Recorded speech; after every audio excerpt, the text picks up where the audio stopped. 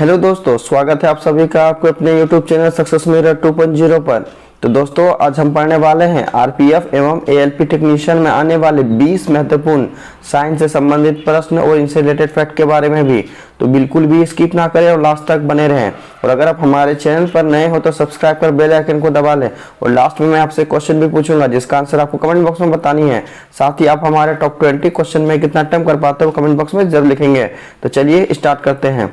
हमारा आज का पहला सवाल है, उस प्रक्रिया का नाम क्या है जिसके कारण जीवित कोशिकाओं को अल्प पराशरी विलयन में रखने पर उनके आकार और आकृति में विस्तार होने लगता है। तो दोस्तों, किसी भी प्रश्न का उत्तर अगर आपको पहले से मालूम हो तो कमेंट बॉक्स में जरूर लिख दिया करेंगे। तो दोस्तों, उस प्रक्रिया का क्या नाम है जिसके कारण जीवित कोशिकाओं को जब अल्प पराशरी विलयन में रखा जाता है तो उनके आकार और आकृति में विस्तार होने लगता है। तो इसका सही उत्तर हमारा हो जाएगा ऑप्शन नंबर ए, परासरण विधि। परासरण विधि में दोस्तों क्या होता है कि जब भी किसी जीवित कोशिका को किसी विलयन में रखा जाता है तो क्या करता है वो दोस्तों, वो विलयन को खींचने लगता है, अवशोषित करने लगता है, जिसके कारण दोस्तों उसमें क्या होता है, उसके आकार और आकृति में विस्तार होने लगता है। और इस प्रक्रिया को क्या नाम दिया गया है दोस्तों, परासरण नाम दिया गया है। हमारा अगला सवाल है, इनमें से कौन सा बेरी बेरी का एक लक्षण है। तो दोस्तों, बेरी बेरी किसके कारण होता है, तो विटामिन B1 के कारण होता है दोस्तों बेरी बेरी। तो चलिए 4 ऑप्शन में देखते हैं कि बेरी बेरी का कौन सा एक लक्षण है। हमारा पहला ऑप्शन है, कमजोर दांत तथा मसूड़ों से खून आना। तो कमजोर दांत तथा मसूड़ों से खून आना ये विटामिन C की कमी से होता है दोस्तों, विटामिन B से नहीं होता है। हमारा ऑप्शन बी में है, अस्वस्थ त्वचा और सूचा हुआ उदर। तो अस्वस्थ त्वचा और सूचा हुआ उदर दोस्तों विटामिन E के कारण होता है दोस्तों, क्योंकि चेहरे में चमक, जैसे त्वचा में चमक किस विटामिन की कमी से होता है दोस्तों, तो विटामिन E की कमी से होता है। हमारा ऑप्शन सी में है, कमजोर पेशियां और निम्न ऊर्जा। और दोस्तों ये बिल्कुल ही सही है दोस्तों, बेरी बेरी का एक प्रमुख लक्षण यह है दोस्तों, इसमें क्या होती है, कमजोर पेशियां हो जाती है दोस्तों और ऊर्जा क्या होता है दोस्तों, घट जाता है। इसलिए तो दोस्तों विटामिन B1 को लेना चाहिए ताकि पेशियां हमारे क्या हो दोस्तों, मजबूत हो और ऊर्जा हमें अत्यधिक मिलती रहे। जबकि ऑप्शन डी में है हमारा, कमजोर दृष्टि या आंशिक अंधता। तो दोस्तों कमजोर दृष्टि के लिए कौन सा विटामिन उपयुक्त होता है दोस्तों, विटामिन ए। अगर आपके शरीर में विटामिन ए की कमी होगी दोस्तों तो कमजोर दृष्टि होगी और आंशिक अंधता भी होगा, जिसे हम लोग बोलते हैं नाइट ब्लाइंडनेस बोलते हैं। इसलिए ऑप्शन सी हमारा क्या होगा दोस्तों, इस प्रश्न का सही उत्तर हो जाएगा कि बेरी बेरी का कौन सा एक लक्षण है, कमजोर पेशियां और निम्न ऊर्जा। हमारा अगला सवाल है, किसी तारे की स्थिति में थोड़ा थोड़ा परिवर्तन होता प्रतीत होता है, इसका क्या कारण है। तो दोस्तों क्वेश्चन हमसे पूछना चाह रहा है कि तारे क्यों टिमटिमाते हैं, अर्थात तारे हमें झिलमिलाते हुए नजर क्यों आते हैं। तो चूंकि दोस्तों हम लोग जानते हैं कि तारे पृथ्वी से बहुत अधिक दूरी पर स्थित है, जिसके कारण उसके प्रकाश को पृथ्वी तक पहुंचने में अनेक मंडलों का सामना करना पड़ता है। और सभी मंडलों का दोस्तों चूंकि घनत्व एक जैसा नहीं है, जिसके कारण उसके प्रकाश को पृथ्वी तक पहुंचने में दोस्तों हमें झिलमिलाते हुए नजर आते हैं। तो दोस्तों इसका सही उत्तर हमारा क्या हो जाएगा, ऑप्शन नंबर सी हो जाएगा, क्योंकि वायुमंडल की भौतिक स्थितियां बदलती रहती है। क्योंकि सभी मंडलों का घनत्व एक जैसा नहीं है दोस्तों, जिसके कारण उसकी भौतिक स्थितियां क्या होती है दोस्तों, बदलती रहती है। और आपसे एग्जाम में पूछा जाएगा शॉर्ट में दोस्तों कि तारे क्यों टिमटिमाते हैं, तो वायुमंडलीय अपवर्तन के कारण तारे टिमटिमाते हुए नजर आते हैं, ये भी आपको याद रखनी है। हमारा अगला सवाल है, निम्नलिखित में से कौन सा एक धन आयन है। तो दोस्तों इसका सही उत्तर आप हमें कमेंट बॉक्स में बताएंगे। साथ ही दोस्तों आज हम जो भी आपसे टॉप 20 क्वेश्चन डिस्कस कर रहे हैं ये सारे के सारे इंपॉर्टेंट और 100% रियल आपके exam RPF ALP and technician में आने वाले रियल प्रश्न हैं। तो सभी प्रश्नों को अच्छे से देखेंगे और उन्हें याद करेंगे। साथ ही दोस्तों लाइक और शेयर जरूर कर दिया करेंगे। जो भी आपके दोस्त आरपीएफ एएलपी एंड टेक्नीशियन की तैयारी करते हैं उन्हें शेयर जरूर कर दिया करेंगे। और किसी भी प्रश्न का उत्तर अगर आपको पहले से मालूम हो तो कमेंट बॉक्स में जरूर लिखेंगे दोस्तों। तो निम्नलिखित में से कौन सा एक धन आयन है, तो इसका सही उत्तर हमारा हो जाएगा option number D, ammonia. Ammonia दोस्तों एक धन आयन है, पॉजिटिव है। हमारा अगला सवाल है, जब किसी अम्ल को किसी क्षार के साथ अभिक्रिया करवाया जाता है तो लवण और जल का निर्माण होता है, इस अभिक्रिया को क्या कहते हैं। तो दोस्तों जब किसी अम्ल को किसी क्षार के साथ अभिक्रिया करवाया जाता है तो क्या होता है दोस्तों, लवण और जल का निर्माण होता है। तो इस अभिक्रिया को क्या कहते हैं? तो इसका सही उत्तर हमारा हो जाएगा ऑप्शन नंबर डी, उदासीनीकरण अभिक्रिया। उदासीनीकरण अभिक्रिया में दोस्तों जब किसी अम्ल को किसी क्षार के साथ जब अभिक्रिया करवाया जाता है तो लवण और जल का निर्माण होता है। हमारा अगला सवाल है, और दोस्तों ये इंपॉर्टेंट सवाल है, तना या मूल वृत्त के किसके कारण बढ़ता है? तो दोस्तों जो तना का मोटाई होता है या मूल का जो वृद्धि होने लगता है दोस्तों, मोटाई होने लगता है, तो ये किसके कारण से होता है दोस्तों? तो इसका सही उत्तर हमारा हो जाएगा ऑप्शन नंबर ए, पार्श्व विभाजोत्तक, जिसे हम लोग बोलते हैं दोस्तों लैटरल बोलते हैं दोस्तों। तो लैटरल विभाजोत्तक के कारण दोस्तों क्या होता है, तने की मोटाई अर्थात जड़ों की मोटाई में वृद्धि होती है। हमारा अगला सवाल है, और इसका सही उत्तर दोस्तों आप हमें कमेंट बॉक्स में बताएंगे। ये बहुत ही इंपॉर्टेंट सवाल है, ये प्रीवियस ईयर 2018 में एएलपी में पूछा गया सवाल है दोस्तों। तो चलिए प्रश्न की ओर बढ़ते हैं। चुंबकीय क्षेत्र में परिवर्तन द्वारा प्रेरित धारा उत्पन्न करने की प्रक्रिया क्या कहलाती है? तो चुंबकीय क्षेत्र में परिवर्तन द्वारा प्रेरित धारा उत्पन्न करने की प्रक्रिया क्या कहलाती है? तो इसका सही उत्तर हमारा हो जाएगा ऑप्शन नंबर सी, विद्युत चुंबकीय प्रेरण। विद्युत चुंबकीय प्रेरण के सिद्धांत के अनुसार जब किसी क्षेत्र में, चुंबकीय क्षेत्र में किसी को रखा जाता है या चालक को रखा जाता है तो क्या होता है दोस्तों, प्रेरित धारा उत्पन्न होने लगता है।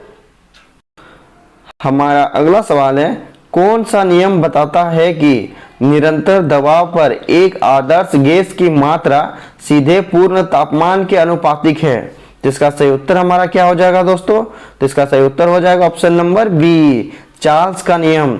चार्ल्स का नियम बताता है कि निरंतर दबाव पर एक आदर्श गैस की मात्रा सीधे पूर्ण तापमान के अनुपातिक होता है।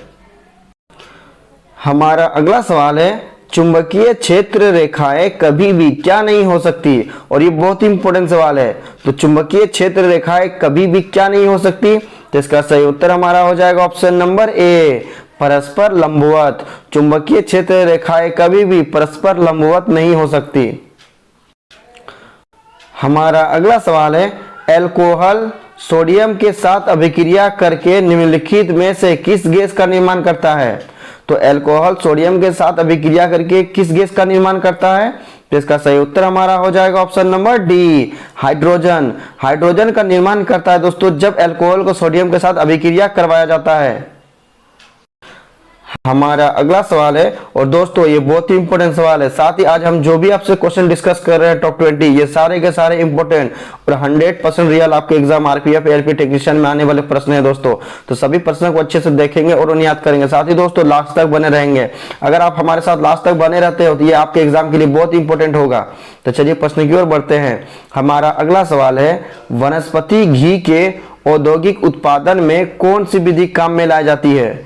तो वनस्पति घी के औद्योगिक उत्पादन में कौन सी विधि काम में लाई जाती है? जिसका सही उत्तर हमारा हो जाएगा ऑप्शन नंबर बी, अपचयन। अपचयन की प्रक्रिया में दोस्तों क्या होता है, हाइड्रोजन का संयोग होता है और ऑक्सीजन का वियोग होता है। इसलिए वनस्पति घी के औद्योगिक उत्पादन में किस विधि का प्रयोग किया जाता है दोस्तों? अपचयन विधि का प्रयोग किया जाता है। हमारा अगला सवाल है, निम्नलिखित में से वह कौन से 3 तत्व है जिनका उपयोग रासायनिक उर्वरकों में सर्वाधिक होता है? तो इसका सही उत्तर हमारा क्या हो जाएगा? तो इसका सही उत्तर हमारा हो जाएगा option number B, nitrogen, potassium और फास्फोरस। ये तीनों ही तत्वों का प्रयोग दोस्तों रासायनिक उर्वरकों में सर्वाधिक होता है। हमारा अगला सवाल है, और ये इंपॉर्टेंट सवाल है, ये प्रीवियस ईयर 2018 में टेक्नीशियन में पूछा गया सवाल है। प्रकाश संश्लेषण की दर सबसे कम किसमें होती है? तो प्रकाश संश्लेषण की दर सबसे कम किसमें होती है दोस्तों? तो इसका सही उत्तर आप हमें कमेंट बॉक्स में बताएंगे। और इसका सही उत्तर हमारा क्या हो जाएगा? ऑप्शन नंबर सी, बैंगनी रंग के प्रकाश में। बैंगनी रंग के प्रकाश में प्रकाश संश्लेषण की दर सबसे कम होती है। और अगर आपसे एग्जाम में पूछा जाए कि प्रकाश संश्लेषण की दर सबसे अधिक किस रंग के प्रकाश में होती है, तो प्रकाश संश्लेषण की दर सबसे अधिक लाल रंग के प्रकाश में होता है। अधिक हमारा हो जाएगा दोस्तों लाल रंग के प्रकाश में और कम हमारा हो जाएगा दोस्तों बैंगनी रंग के प्रकाश में। हमारा अगला सवाल है, रिंग रोग, रिंग डिसीज के नाम से जाना जाता है कौन सा रोग? तो रिंग डिसीज के नाम से कौन सा रोग जाना जाता है? जिसका सही उत्तर हमारा हो जाएगा ऑप्शन नंबर ए, सैथिल रोग। शिथिल रोग को रिंग रोग अर्थात रिंग डिसीज के नाम से जाना जाता है। हमारा अगला सवाल है, पुलिस नलिका का प्रयोग क्या उत्पन्न करने के लिए किया जाता है? और दोस्तों ये बहुत ही इंपॉर्टेंट सवाल है और इसका सही उत्तर आप हमें कमेंट बॉक्स में लिखेंगे। साथ ही दोस्तों लाइक और शेयर जरूर कर दिया करेंगे। जो भी आपके दोस्त आरपीएफ एलपीएन टेक्नीशियन की तैयारी करते हैं उन्हें शेयर जरूर कर दिया करेंगे। और अगर आप हमारे चैनल पर नए हो तो सब्सक्राइब कर बेल आइकन को दबा लेंगे। तो पुलिस नलिका का प्रयोग क्या उत्पन्न करने के लिए किया जाता है? जिसका सही उत्तर हमारा हो जाएगा ऑप्शन नंबर सी, एक्स किरण। एक्स किरण का उत्पन्न करने के लिए दोस्तों पुलिस नलिका का प्रयोग किया जाता है। हमारा अगला सवाल है और दोस्तों ये बहुत ही इंपॉर्टेंट सवाल है, ये प्रीवियस ईयर 2018 में पूछा गया सवाल है। स्वर्ण पत्र से किसके प्रकीर्णन का अध्ययन करके रदरफोर्ड ने नाभिक की खोज की? तो स्वर्ण पत्र से किसके प्रकीर्णन का अध्ययन करके रदरफोर्ड ने नाभिक की खोज की? तो इसका सही उत्तर हमारा हो जाएगा ऑप्शन नंबर ए, अल्फा कण। स्वर्ण पत्र से अल्फा कण के प्रकीर्णन का अध्ययन करके रदरफोर्ड ने नाभिक की खोज की। हमारा अगला सवाल है, स्थिर ताप पर किसी गैस का आयतन कम करने पर उसका दाब पर क्या प्रभाव पड़ता है? तो जब किसी स्थिर ताप पर दोस्तों किसी गैस का जब आयतन को जगह को कम किया जाता है तो दाब हमारा क्या होता है दोस्तों? बढ़ने लगता है। तो इसका सही उत्तर हमारा हो जाएगा ऑप्शन नंबर बी, बढ़ जाता है। स्थिर ताप पर किसी गैस का आयतन कम करने पर उसके दाब क्या होता है? बढ़ जाता है। हमारा अगला सवाल है, तेल प्रदूषण के नियंत्रण में प्रयुक्त होने वाला सुपर बग क्या है? तो तेल प्रदूषण में नियंत्रण में प्रयुक्त होने वाला सुपर बग क्या है? जिसका सही उत्तर हमारा हो जाएगा ऑप्शन नंबर बी, जीवाणु विकृति। जीवाणु विकृति को दोस्तों तेल प्रदूषण के नियंत्रण में प्रयुक्त होने वाला सुपर बग कहलाता है। हमारा अगला सवाल है, निम्न में से कौन आभासी फल का उदाहरण है? और ये बहुत ही इंपॉर्टेंट सवाल है और इसका सही उत्तर आप हमें कमेंट बॉक्स में बताएंगे। तो निम्न में से कौन आभासी फल का एक उदाहरण है? जिसका सही उत्तर हमारा हो जाएगा option number A, save. Save दोस्तों आभासी फल का उदाहरण है। हमारा अगला सवाल है और दोस्तों आज का हमारा ये अंतिम प्रश्न है। साथ ही आज हमने जितने भी आपको टॉप 20 क्वेश्चन बताया ये सारे के सारे इंपॉर्टेंट और 100% रियल आपके एग्जाम आरपीएफ एलपीएन टेक्नीशियन में आने वाले रियल प्रश्न है। और साथ ही दोस्तों आप किसी भी कॉम्पिटिटिव एग्जाम की तैयारी करते हैं दोस्तों इस प्रकार के क्वेश्चन आपको हर एक कॉम्पिटिटिव एग्जाम में देखने को मिलेगा दोस्तों। ये सभी क्वेश्चन दोस्तों आपके हर एक कॉम्पिटिटिव एग्जाम के लिए बहुत इंपॉर्टेंट है। तो जो भी आपके दोस्त किसी भी कॉम्पिटिटिव एग्जाम की तैयारी करते हैं उन्हें शेयर जरूर कर दिया करेंगे। और दोस्तों अगर आप हमारे चैनल पर नए हो तो सब्सक्राइब कर बेल आइकन को दबा लेंगे। और किसी भी प्रश्न का उत्तर अगर आपको पहले से मालूम हो तो कमेंट बॉक्स में जरूर लिख दिया करेंगे। तो चलिए प्रश्न की ओर बढ़ते हैं। हमारा आज का अंतिम प्रश्न है, पारिस्थितिक संतुलन बनाए रखने के लिए भारत में वन क्षेत्र कितने अनुपात में होना चाहिए? तो पारिस्थितिक संतुलन बनाए रखने के लिए भारत में वन क्षेत्र कितने अनुपात में होना चाहिए? तो इसका सही उत्तर हमारा हो जाएगा ऑप्शन नंबर डी, 44.4%। 44.4% दोस्तों पारिस्थितिक संतुलन बनाए रखने के लिए भारत में वन क्षेत्र होना चाहिए।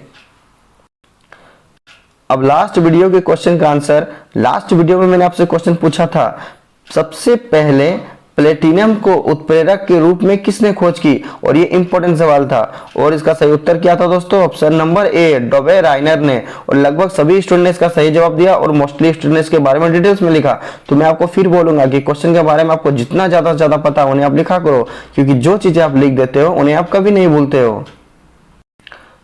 अब आपके लिए आज का सवाल है, जीव विज्ञान का जनक किसे माना जाता है? 4 ऑप्शन दिया गया है, सही उत्तर आपको कमेंट बॉक्स में बतानी है। साथ ही दोस्तों आप हमारे टॉप 20 क्वेश्चन में कितना टाइम कर पाए वो कमेंट बॉक्स में जरूर लिखेंगे और लाइक और शेयर जरूर कर दिया करेंगे दोस्तों। और अगर हमारे चैनल पर आप नए हो तो सब्सक्राइब कर बेल आइकन को दबा लेंगे। तो चलिए दोस्तों मिलते हैं नेक्स्ट वीडियो में, तब तक के लिए बाय बाय, टेक केयर।